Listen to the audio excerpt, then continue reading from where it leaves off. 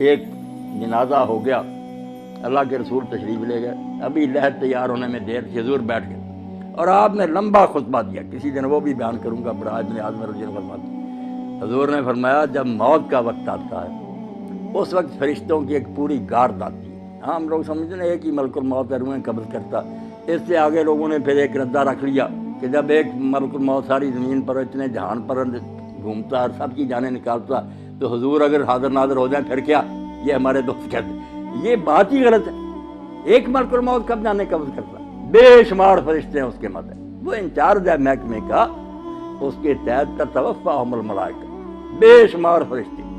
تو اللہ کے رسول نے فرمایا پورا دستہ، ایک انسپیکٹر ہوتا اس کے ماتحت سپاہی ہوتے، وہ آ کر اتنی دور بیٹھ جاتے ہیں جہاں تک مردے کی نظر جاتی ہے، وہ نہیں قریب آتے، باقی سب سپاہی بیٹھ جاتے ہیں۔ یہ انچارج آتا، اگر وہ نیک ہے اس کے پاس جنت کا خوشبو سے بسا ہوا رومال ہوتا، سنگاتا، اسے اللہ کا سلام کہتا اور کہتا چل اپنے رب کی طرف، تیرا رب تجھ سے خوش ہے، تو اس سے خوش ہے۔ خوشی خوشی اس کی روح روانہ ہو جاتی۔